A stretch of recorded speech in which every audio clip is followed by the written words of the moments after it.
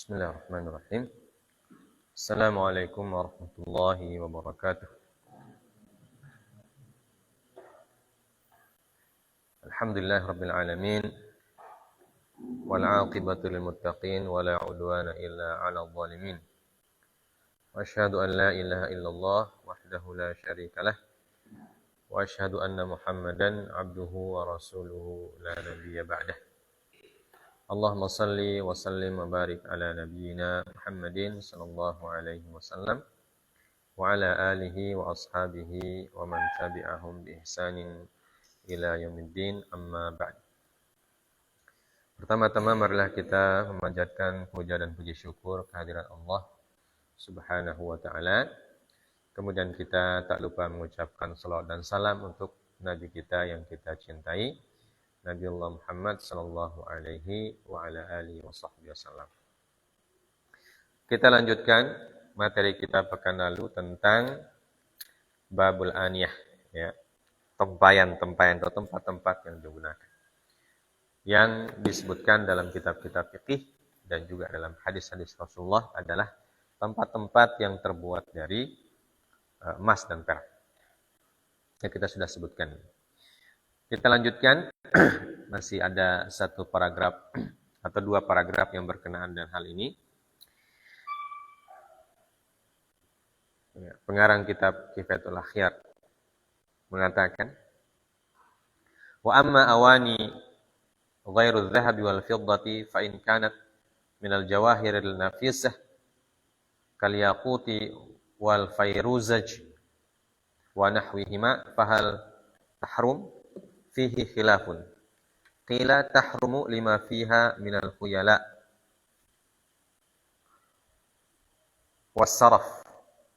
was-sarfi wa kasri qulubil fuqara.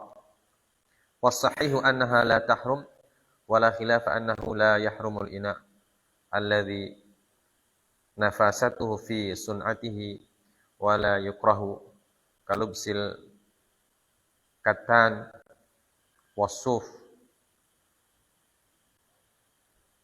wan nufaisin. Ya. Artinya, dan sedangkan tempat-tempat yang terbuat dari selain emas dan perak, ya, apabila terbuat dari barang-barang yang berharga seperti yakut dan fairuz. Nah, yakut dan fairuz ini adalah jenis batu-batu mulia, ya, seperti permata itu.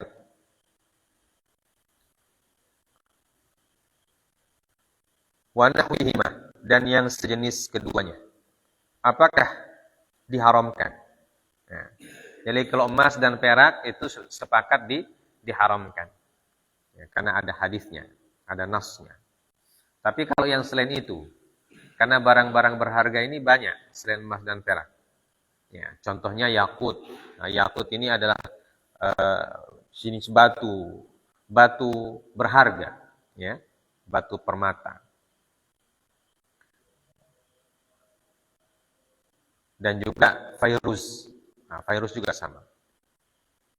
Hajarun karim, ya, batu mulia, ya, istilahnya batu mulia. Dan yakut dan fairuz ini sebenarnya bukan bahasa Arab, dia bahasa Persia. Ya, bahasa Persia yang dimasukkan ke dalam bahasa Arab atau diserap dalam bahasa Arab. Ya. Fihi khilaf. Kata beliau ada khilaf di situ. Ada perbedaan pendapat para ulama. Sebagian mengatakan tahrum, ya, haram hukumnya. Menggunakan tempat-tempat yang terbuat dari bahan-bahan yang berharga. Ilahnya apa? Atau sebabnya apa diharamkan? Karena di dalamnya ada unsur khuyala. Khuyala itu kesombongan, takabur. Ya. Kemudian as-saraf. Saraf itu apa namanya?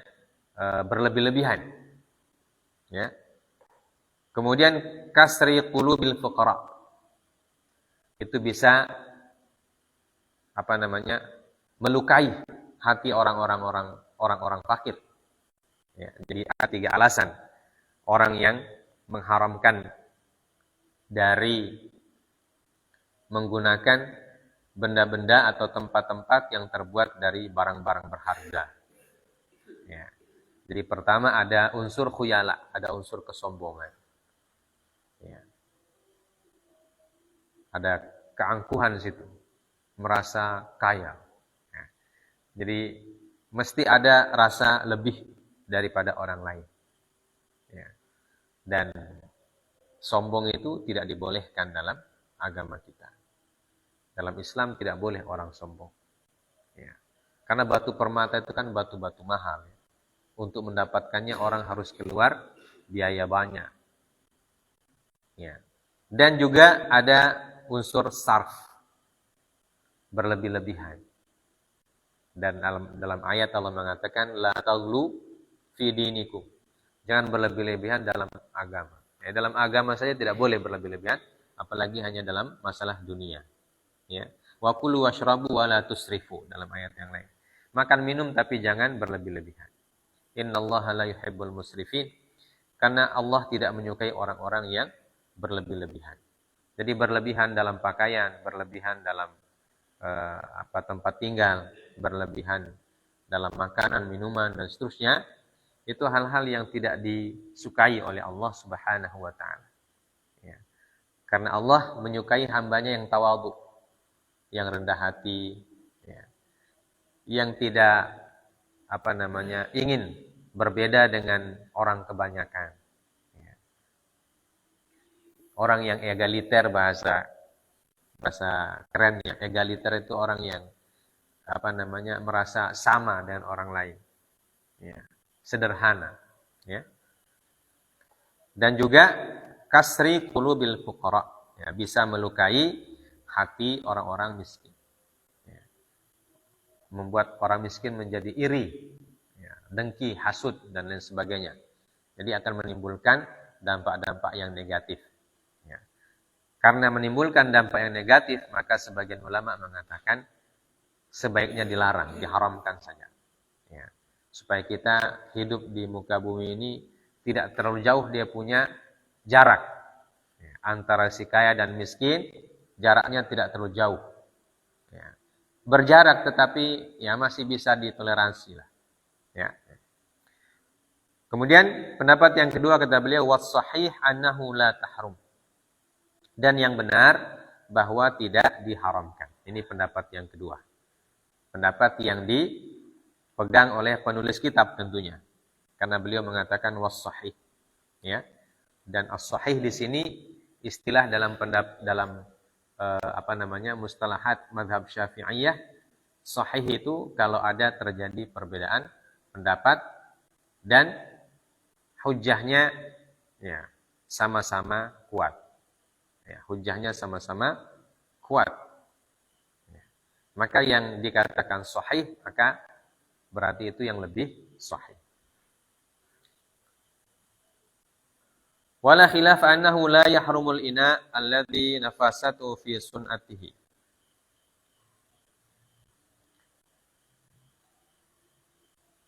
Wala yukrahu kalubsil al-kattan wasuf wa nufaisin.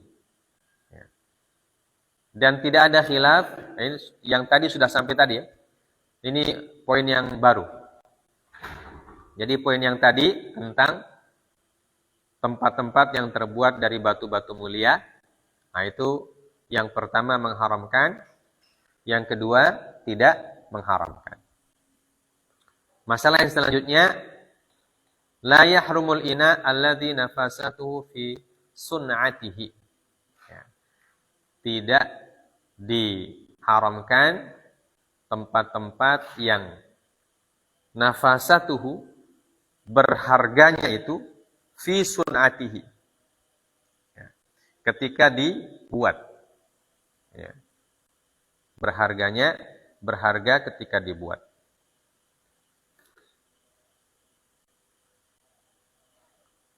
Ketika dibuat dia berharga. Ya, fi sun'atihi. Poin yang ketiga, wala yukrahu kalabsil katani wasuf wa nufaisin. dan tidak dimakruhkan seperti menggunakan baju dari katan. Katan ini bahasa Inggrisnya cotton. Ya, tulisannya cotton. Ya. Bahasa kita apa? Katun. Bahasa kita katun. Bahasa Arabnya katan. Bahasa Inggrisnya cotton. Cotton bud. Terbuat dari kapas atau katun. Ya. Jadi baju yang terbuat dari kapas. Wasuf. Dan juga dari suf. Suf itu bukan sup yang orang makan. Suf pakai shad. Artinya apa? Hah? Apa artinya suf? Apa suf? Kain suf. Apakah artinya kain suf? Hah? Kain wol yang terbuat dari bulu domba. Nah, itu yang biasa dipakai di musim dingin. Ya. Wan nufaisin, ya, dan juga kain nufaisin namanya. Ya, nufaisin itu apa artinya? Ya. Nah, itu tidak mengapa. Ya. Baik, selanjutnya far'un. Yaitu 3 poin ya, 3 poin yang kita sudah jelaskan dalam paragraf yang pertama. Paragraf selanjutnya far'un law ittakhadha ina'an min nuhas wa nahwihi wa mawahahu bidh-dhahabi awil fiddah. Ya. In hasala bil ardi 'ala an-nar minhu syai'un harum 'alaihi, harum 'ala as-sahih. Wa in lam yahsul bil ardi 'ala an-nar minhu syai'un fal murajjah fihi fi hadha al-bab annahu la yahrum. Wal murajjah fi bab zakatin naqdain annahu yahrum. Qala an-Nawawi fi syarh al-Muhadzab walau mawwaha as-sayf wa ghairahu min alatil harbi aw ghairiha bidhahabin tamwihan la yahsulu minhu bil ardi 'ala an-nari syai' fa tariqani asahhuhuma wa bihi qata'a al-iraqiyun at-tahrim lil hadits wa yadkhulu fihi al-khatam wad-dawah aw ad-duwah wal marmalah wa ghairuha falyajtanib dzalika wallahu a'lam. Ya. Far'un ini masalah yang baru. Bagaimana kalau orang membuat alat dari tembaga atau yang sejenisnya. Kemudian dia sepuh atau dia hiasi dengan emas atau perak. Ya. Jadi alatnya terbuat dari tembaga atau dari bahan lain. Ya. Kemudian ditamwih. Tamwih itu artinya apa? Diikat. Ya. Diikat dengan emas. Ya. Diikat dengan emas. Ya. Jadi tembaga itu supaya dia melekat katanya. Menurut sebagian orang. Supaya dia melekat bagus. Ada bagian-bagiannya yang harus diikat dengan emas. Supaya dia melekat dengan bagus. Nah itu namanya tamwih. Atau kalau ada yang retak, diikat dengan emas. Ya, atau perak. Ya. Apa hukumnya itu? Ya. Tapi dia punya bahan dasar tembaga. Ya, bahan dasar alat itu tembaga. Cuma emas itu jadikan sebagai seperti hiasan saja. Apakah di pinggir-pinggirnya disimpankan emas? Ya. Atau ada gambar-gambarnya sedikit, ada emasnya. Ya. Jadi dia sebagai hiasan. Tidak sebagai bahan dasar. Ya, paham ya? Nah ini besi juga bisa. Atau kalau sekarang itu biasanya stainless. Ya. Stainless itu kan bagus. Baru dikasih emas di pinggir-pinggir. Ya. Apakah boleh atau tidak? Nah ini ada 2 kondisi. Ya, ada dua kondisi dalam benda ini. Pertama, in hasala bil ardi 'alan nari minhu syai'un. Ya. Kalau terjadi sesuatu ketika benda tersebut dipanaskan di api. Ya. Terjadi sesuatu ketika dipanaskan di api.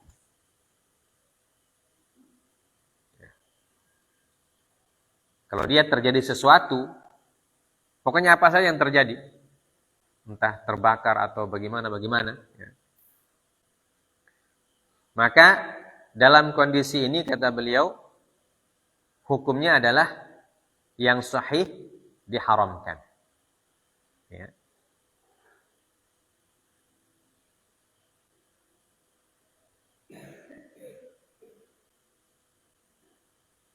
Ya, jadi kalau alat terbuat dari tembaga atau hal yang sejenisnya ditamuih dengan emas, disepuh istilahnya, disepuh dengan emas, kemudian ketika didekatkan ke api atau dibakar api terjadi sesuatu, ya, maka tempat tersebut hukumnya diharamkan. Kondisi yang pertama. Kondisi yang kedua, bila didekatkan ke api dan tidak terjadi sesuatu, ya, tidak terjadi apa-apa, ya, maka yang rajih dalam bab ini tidak diharamkan. Ya, tidak diharamkan. Karena bendanya itu yaitu tembaganya itu berarti tidak dipengaruhi oleh emasnya itu, ya. Kalau dia terbakar berarti dia terpengaruh oleh emas, ya. Jadi pengaruh emas terhadap tempat tersebut yang menyebabkan dia haram atau tidak. Jadi kalau emasnya itu berpengaruh terhadap alat itu, maka diharamkan digunakan. Kenapa? Karena itu berarti emasnya lebih dominan. Ya. Kadar emasnya banyak. Paham? Jadi kalau kadar emasnya banyak, dijadikan sebagai penyepuh dari alat tersebut, kalau didekatkan dengan api, dia akan terjadi sesuatu, entah terbakar atau apa. Ya. Maka itu berarti emasnya lebih banyak daripada tembaganya. Nah, kalau begitu tidak boleh dipakai. Tapi kalau yang satu, ketika didekatkan dengan api, tidak terjadi apa-apa. Ya. Itu berarti maknanya emasnya itu lebih sedikit daripada bahan dasarnya. Nah, kalau dia lebih sedikit, berarti dia hanya sekedar hiasan saja. Hiasan dari alat itu, maka itu boleh digunakan. Karena tidak dikatakan alat yang terbuat dari emas. Ya. Paham ya? Baik. Itu poinnya. Poin selanjutnya.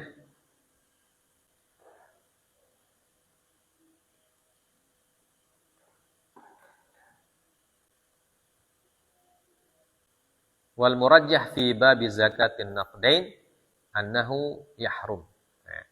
Ya, pendapat yang kedua, ya, pendapat yang kedua dalam bab zakat, ya, dalam bab zakat emas dan perak, bahwa barang tersebut haram. Ya. Jadi ada dari dua sisi melihatnya. Pertama dari sisi tempat itu sendiri, yang kedua dari sisi fikih zakat. Nah, kalau dari sisi fikih zakat maka dikatakan haram. Ya. Ya, Ustaz ulang. Ya. Kita ulangi. Yang kondisi kedua, ya. Kalau alat tersebut disepuh dengan emas, ya. Kemudian ketika didekatkan dengan api tidak terjadi apa-apa. Maka pendapat yang pertama, kalau dilihat dari sisi tempat, maka itu tidak apa-apa. Tidak haram. Ya. Tapi kalau dilihat dalam pandangan fikih zakat, ya. Ini pandangan fikih. Fikih itu kan ada pandangan-pandangan, sisi-sisi pandangannya. Kalau dilihat dari sisi zakat, maka dia termasuk yang haram. Karena emasnya itu harus dizakati. Ya. Kalau emas itu kan kalau dia jadi hiasan, nah itu dizakati hiasannya. Berapa gram hiasannya itu dikeluarkan zakatnya. Paham? Paham tuh? Paham Mas? Hah? Jadi kalau kamu punya tempat box yang terbuat dari besi, tapi ada dia punya emas di situ. Penutupnya mungkin emas. Atau lapisannya ada hiasan emasnya di atas. Nah itu emasnya harus dihitung. Berapa gram? Paham? Kalau dia mencapai nisab zakat, maka harus dikeluarkan zakatnya itu. Hiasan box itu. Paham? Hah? Nah, itu harus dikeluarkan. Maka kalau dia harus dikeluarkan zakatnya, maka tidak boleh dipakai. Paham? Berarti emasnya banyak. Karena nisab zakat itu kan 82 gram. 82 gram itu banyak sekali. Berat. Orang kan biasa kalau perhiasan itu paling 1 gram. Paling banyak 3 gram. Ya. Nah, paling banyak 10 gram. Itu ya kalung sudah segitu itu. 10 gram. Nah, kalau sudah 82 gram itu sudah banyak sekali. Maka kalau dia sudah mencapai nisab zakat, box yang ada emasnya itu, dan emasnya sudah mencapai nisab zakat, maka box itu tidak boleh dipakai. Paham? Paham, Teo? Nah. Kalau Teo paham, berarti yang lain paham.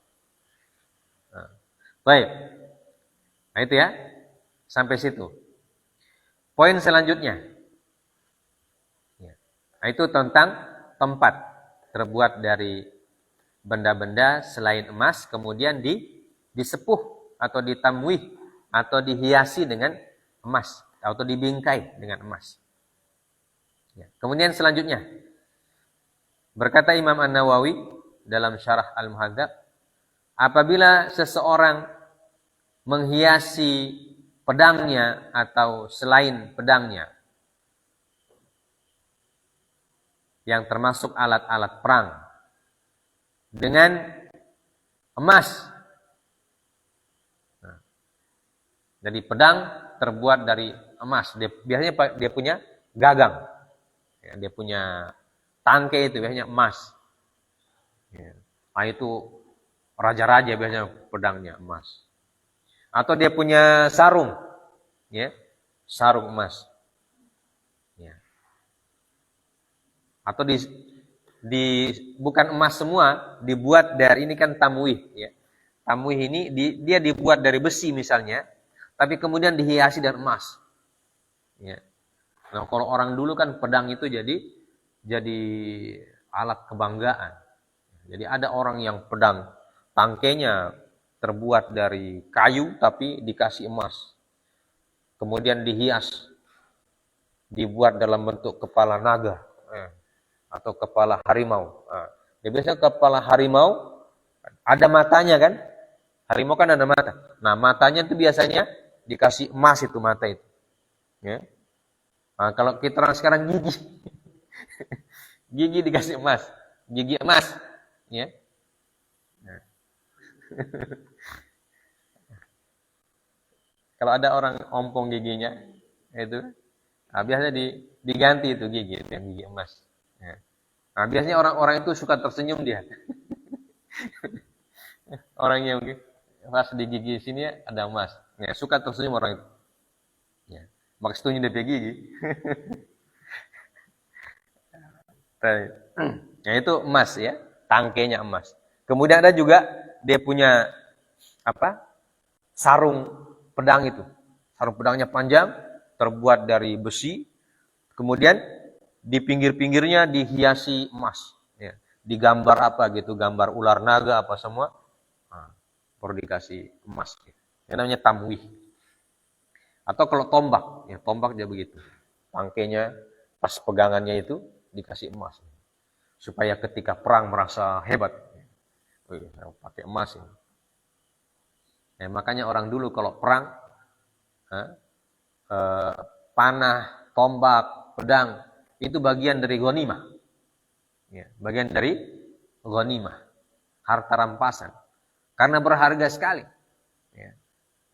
Apalagi perang melawan raja-raja besar kemudian menang, nah itu pasti DP pimpinan itu dia punya pedang khusus. Ya. DP bahan-bahan itu ada hiasan-hiasan apa semua. Nah, kalau panah biasanya dia punya tempat itu. Ya, tempat anak panahnya itu. Atau dia punya busur. Nah, itu ada dia punya emas. Ya.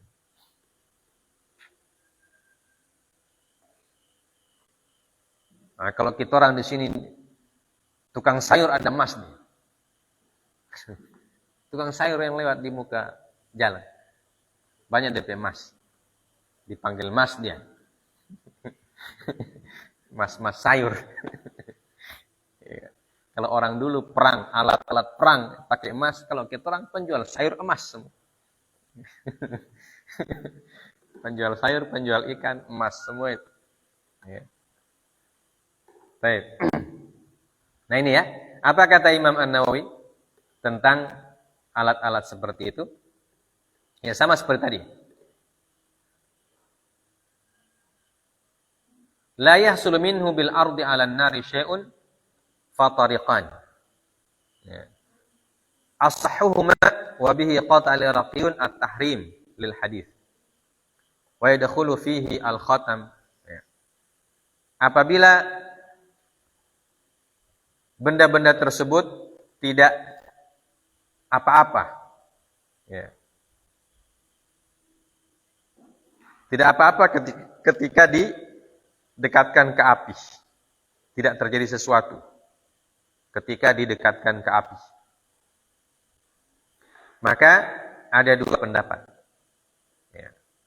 Jadi kalau yang didekatkan ke api dan terbakar atau terjadi apa-apa, berarti sama dengan poin yang tadi di atas. Ya. Jadi kalau dia didekatkan ke api dan terjadi apa-apa, terjadi sesuatu, maka tidak boleh.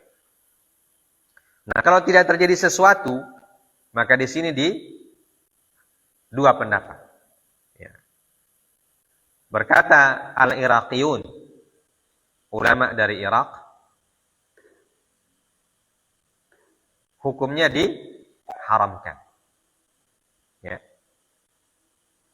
Dan ini kata beliau yang lebih sahih. Paham? Paham, Zam? Nah, ulang. Ya. Jadi pedang, alat perang yang disepuh dengan emas, ya, yang disepuh dengan emas. Ketika didekatkan ke api dan terjadi sesuatu,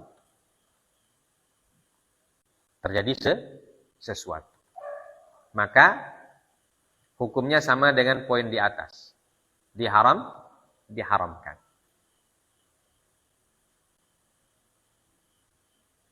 Poin di atas tadi apa? Apabila terbuat dari tembaga yang disepuh dengan emas, kemudian didekatkan ke api, terjadi sesuatu, maka diharamkan. Nah itu sama.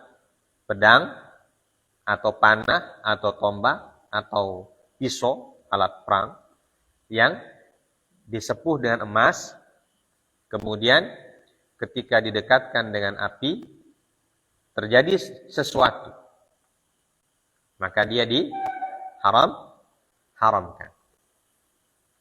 Nah, kedua, kalau tidak terjadi sesuatu.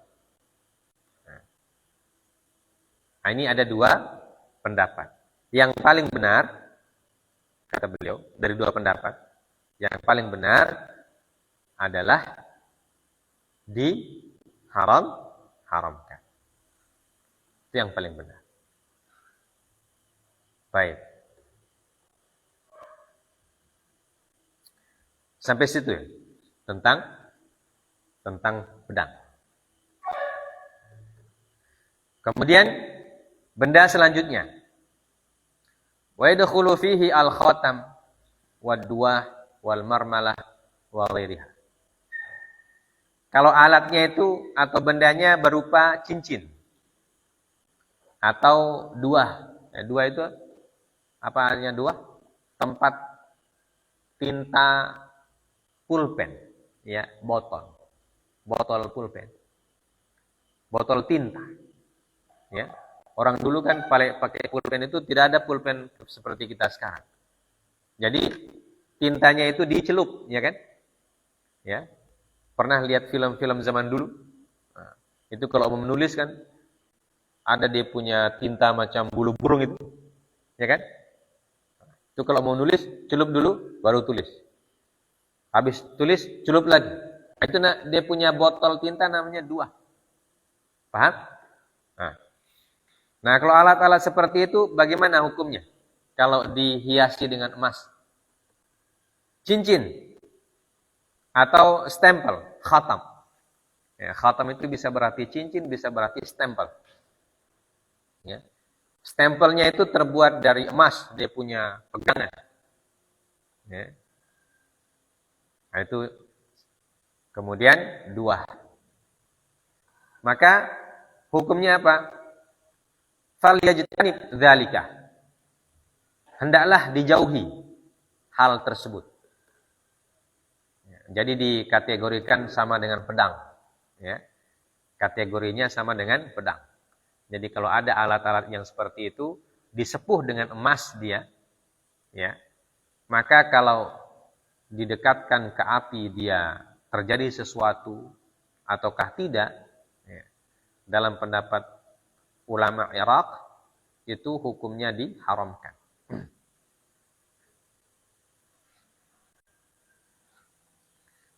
Sampai situ paham? Sudah? Poin selanjutnya. Wa tamwihu saqafil bait wa jidaruhu. Wa tamwihu saqafil bait wa jidarihi bil-dhahabi wal fiddah aw al-fiddah haramun qat'an. Poin selanjutnya, menghiasi atap rumah atau dinding dengan emas dan perak. Oh, kaya sekali. Haramun qat'an. Hukumnya haram. Secara qat'an, secara qat'i. Haram itu haramnya pasti. Ya. Nah, qat'i itu artinya pasti. Ya. Tidak ada keraguan.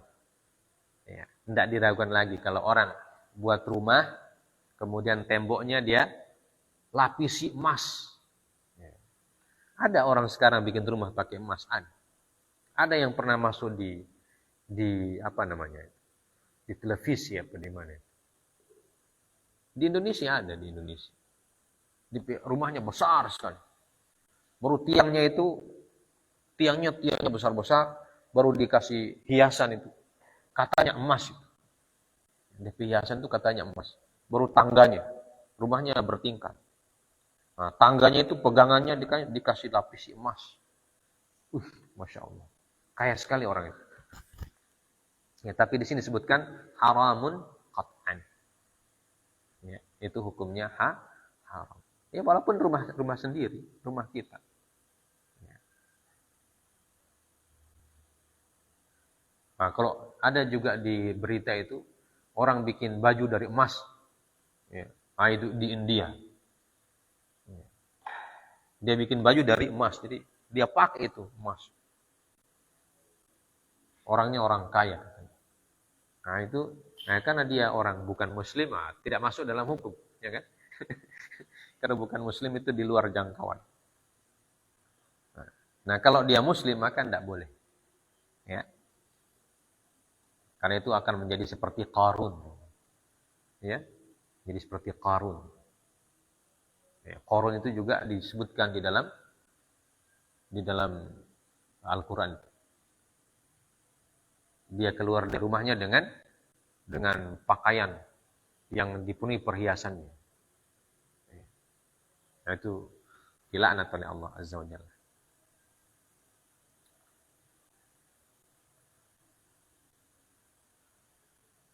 Baik. Nah, ini poin-poin yang berkenaan dengan tempat yang terbuat dari emas dan perak.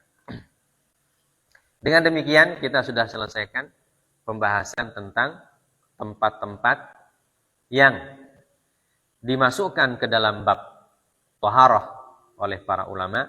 Ya, jadi bukan cuma beliau yang memasukkan bab tempayan ini ke taharah, bab taharah.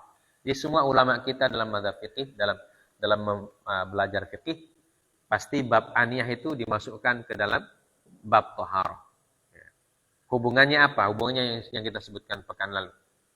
Bahwa bisa jadi tempat itu digunakan menampung air. Ya. Dan airnya digunakan untuk berwudu. Nah, itu hukumnya apa itu? Air yang diambil dari tempat yang diharamkan.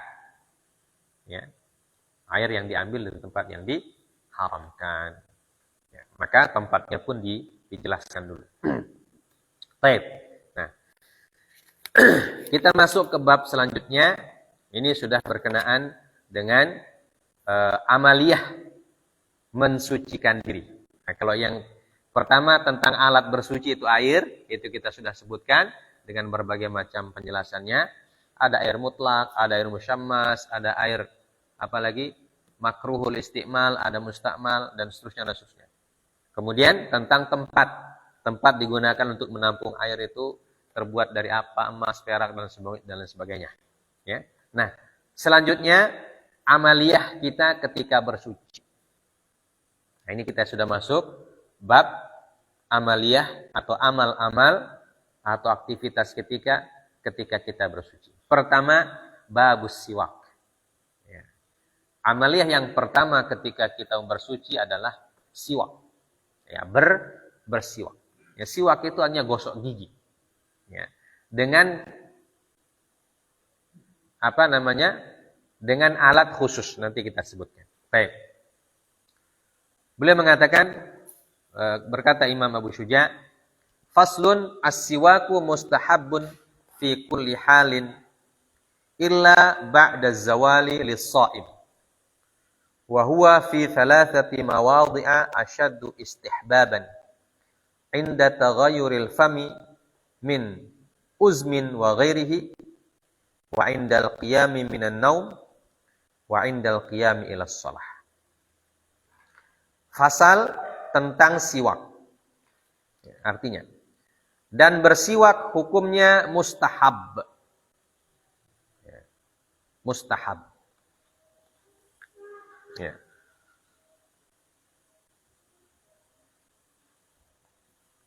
Mustahab itu artinya sunnah, ya. Padanan dari kata sunnah.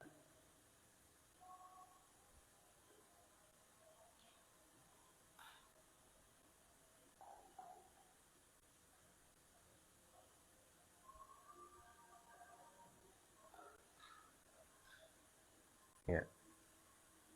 Siwak hukumnya mustahab.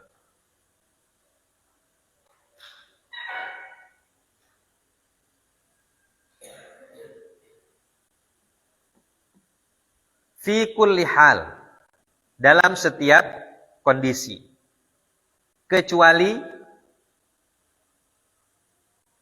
ya, di dalam setiap kondisi kecuali satu,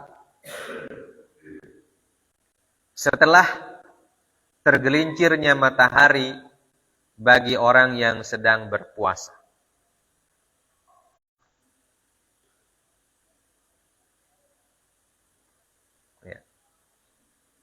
Jadi bersih atau disunnahkan. Nah, ini istilah sunnah. Ada perbedaannya dan ada ada persamaannya. Ya, kalau mustahab itu adalah ibadah yang dilakukan oleh Nabi SAW tetapi tidak rutin Itu namanya mustahab.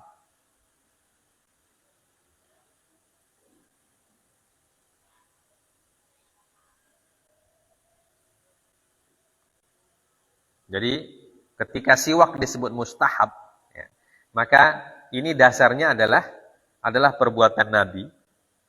Walaupun beliau tidak sepanjang waktu itu mengerjakannya, di waktu-waktu tertentu saja. Ya, makanya disebut mustahab. Kecuali bagi orang yang berpuasa ketika matahari sudah tergelincir ke barat. Ya, jadi dalam mazhab Syafi'i, orang berpuasa itu dia boleh bersiwak sampai azan zuhur. Paham? Ya. Jadi kalau sudah azan zuhur, itu berarti matahari sudah tergelincir. Nah, itu sudah tidak boleh lagi bersiwak. Jadi kalau bangun pagi, ya, setelah subuh, ya, kita merasa gigi kita busuk, bau, kita boleh bersiwak. Ya. Batasnya sampai kapan? Sampai matahari tergelincir. Kalau sudah tergelincir berarti tidak boleh lagi siwak. Ya. Tapi siwak yang dimaksudkan di sini tidak sama dengan sikat gigi pakai odol. Yang siwak yang digunakan adalah pakai ada pohon apa? Seperti akar kayu itu. Ya. Namanya kayu apa? Kayu arak. Ya. Kayu arak. Bukan arak yang pinaraci, bukan. Beda. Arak itu pakai ain ya. Arak. Itu nama kayu. Nama kayu. Tumbuh di daerah-daerah gurun pasir itu. Kayu namanya kayu arak. Nah, kayu arak itu diambil dia punya akar. Akar itulah yang dipotong kecil-kecilan. Yang biasa kita lihat di toko-toko itu. Itu namanya kayu arak. Nah, itu yang disebut dengan alat siwak. Nah, itu boleh digunakan kalau kita puasa, ya, sampai tergelincir matahari. Nah, setelah itu maka tidak boleh. Nah, karena dia apa namanya? Kalau odol kan ada rasa dia, ya kan? Manis-manis begitu. Nah, kalau masuk ke kerongkongan itu bisa batal puasa. Kalau odol, ya. Nah, kalau siwak itu dia tidak ada apa namanya? Kecuali dia makan di kedekunya di siwak. Kalau cuma digosok-gosok begitu, tidak ada benda yang masuk ke kerongkongan. Ya. Kalau odol, dikhawatirkan ada benda yang masuk ke kerongkongan. Zat odolnya itu. Ya. Zat odolnya itu bisa masuk. Ya, kalau kayu siwak itu tidak ada yang masuk. Ya, tidak ada yang masuk ke dalam kerongkongan. Ya. Karena kalau kita bersiwak, kemudian ada dia punya potongan-potongan kayu itu, ya diludahkan, dibuang, jangan dimakan. Itu kan kayu, berbahaya nanti kalau dimasuk. Nah, kalau odol kan dia bentuknya macam yang kita pakai itu. Jadi susah kita menghindarkan diri kalau dia masuk ke sana. Tak telan dia manis sampai sini, ternyata enak, macam relaksa, macam permen relaksa sampai di tenggorokan. Ini bisa batal. Bisa batal puasa. Ya. Baik, paham ya? Jadi siwak dimustahabkan, hukumnya mustahab, yaitu sunnah berdasarkan perbuatan Nabi, tetapi beliau melakukannya tidak sepanjang waktu, tidak sepanjang waktu. Wa huwa fi thalathati mawadhi' ashaddu istihbaban. Dan pada 3 kondisi istihbabnya lebih dianjurkan atau lebih dianjurkan lagi. Mustahabnya lebih dianjurkan. Itu ada 3 kondisi kita sangat dianjurkan untuk apa? Untuk bersiwak. Ada 3 waktu atau 3 kondisi. Pertama, inda taghayyuril fam min azmin wa ghairihi. Yaitu ketika bau mulut kita berubah. Ketika bau mulut berubah. Karena dipengaruhi oleh azm atau yang selainnya. Ya. Contoh ketika kita berpuasa.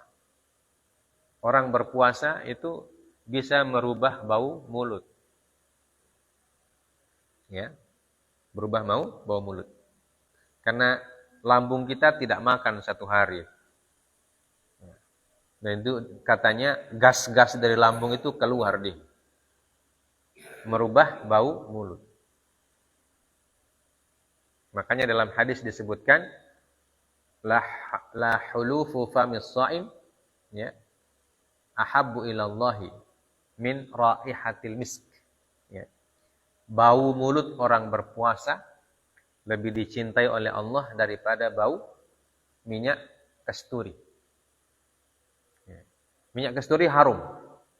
Bau mulut tidak harum. Ya. Tidak berarti bau mulut kita harum seperti minyak kasturi, tidak. Ya. Bau mulut kita bau busuk. Tapi bau mulut yang busuk itu kalau kita sedang puasa, itu kata Rasulullah, itu lebih dicintai oleh Allah daripada bau harum minyak kasturi. Kenapa? Karena kita menunjukkan orang taat kepada Allah. Ya, menunjukkan kita taat pada Allah. Dan kenapa orang puasa bau mulutnya busuk? Karena itu tadi kata orang yang paham kesehatan bahwa lambung kita ketika tidak mengkonsumsi makanan selama 1 hari full itu, ya, dia akan tetap beraktivitas, ya kan? Ya, lambung itu kan tetap beraktivitas mengolah. Nah, ketika tidak ada makanan yang masuk sama dia, maka ada enzim-enzimnya yang dia keluarkan. Ya, enzim-enzim yang dalam dikeluarkan melalui mulut. Dan begitu juga enzim-enzim di mulut. Ini namanya azmin. Ya, azm dalam bahasa Arabnya azm. Dalam bahasa kita enzim-enzim. Karena kan di mulut ini banyak sekali dia punya. Kalau kita lihat dengan mikroskop, mulut kita ini mungkin kita tidak mau buka kita orang ke mulut. Ya, di situ ada bakteri, ada apa, ada semua di situ. Di mulut itu. Ya. Nah itu kalau pakai mikroskop, malu kita orang lihat mulut. Karena banyak sekali dia punya. Tapi itu semuanya bermanfaat. Ya. Termasuk proses perubahan bau dan lain sebagainya. Itu ada manfaatnya. Ya. Nah itu ketika bau mulut berubah, maka kita disunahkan untuk bersiwak. Ya. Disunahkan untuk bersiwak. Karena dia, siwak itu bisa meredam bau yang tidak enak itu. Ya, meredam bau yang tidak enak. Dan itu kita, begitu kita sendiri tidak suka di bawah, tidak suka. Apalagi kita kasih kepada orang lain, oh kamu tok, nah, tidak boleh. Nah, untuk meredam bau itu, mengurangi baunya, kita disunahkan untuk bersiwak. Ini kondisi yang pertama. Kondisi yang kedua, wa indal qiyami minan naum. Ketika bangun tidur. Nah, ketika bangun tidur kita disunahkan juga untuk bersiwak. Nah, kalau kita bisa pakai sikat gigi. Ya. Jadi kalau ada siwak lebih bagus. Kalau beli siwak banyak di toko-toko banyak dijual. Apalagi dekat-dekat bulan puasa banyak. Tapi siwak di sini itu siwak yang kering. Ada siwak yang bagus itu dia siwak yang basah. Ya, itu harganya mahal. Di toko ada. Di Pekalongan sini ada, tapi mahal dia. Ya, siwak. Dan yang banyak di toko-toko itu siwak yang besar begitu ya. Macam telunjuk, ada macam jempol. Wih, baru kasih begini. Yang bikin bukan gigi yang bersih, tapi gusi yang luka. Siwak yang bagus itu siwak yang kecil-kecil. Siwak yang kecil-kecil, kemudian dia basah. Nah itu ketika kita gigit kulitnya, dia kayak ada air yang keluar. Itu enak untuk dan tidak terlalu berbahaya untuk gigi kita. Kan gigi kita kan kecil-kecil Indonesia kan. Kecuali gigi orang Arab yang besar. Nah, kalau di Saudi itu orang jual siwak itu ada yang sudah dibungkus dalam plastik, ada yang diikat macam kayu bakar. Kalau di pelataran Masjidil Haram itu di jalan, banyak orang jual siwak. Dia ikat pakai gorok. Ya. Satu ikat begitu. Ada yang bawa satu ikat. Karena bilang, kayu bakar ini. Macam jual kayu bakar. Nah, itu yang kedua. Yang ketiga, wa indal qiyami ilas shalah. Ketika mau mendirikan salat. Nah, ini hubungannya dengan toharoh ini. Ya, ada hubungannya dengan salat. Jadi, sebelum kita menjelaskan tentang amaliyah bersuci, dijelaskan dulu sunnah-sunnah yang berkaitan dengan amaliyah bersuci itu. Di antaranya yang paling penting adalah siwak. Ya, bersiwak. Supaya ketika kita sholat, kita sudah dalam kondisi yang memang siap lahir batin. Ya. Karena sholat itu bukan pekerjaan sembarangan. Ya. Kita sedang menghadap kepada Allah Subhanahu wa Ta'ala. Dan Allah sangat mencintai hambanya yang ketika menghadap kepadanya, hambanya itu dalam kondisi yang sangat siap. Ya. Maka disunnahkan itu ketika ke masjid, pakai parfum, baju yang rapi, berwudu yang bagus, ya, pakai peci, ya.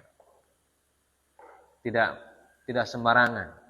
Pergi di masjid, kancing baju satu di atas, satu di bawah. Peci miring begitu. Ya. Karena apa? Khudhu zinatakum inda kulli masjid, kata Allah dalam Al-Quran. Ketika kalian pergi ke masjid untuk salat, khudhu zinatakum. Pakailah pakaian-pakaian kalian yang paling baik. Jadi baju, walaupun baju yang lama tapi rapi. Ya.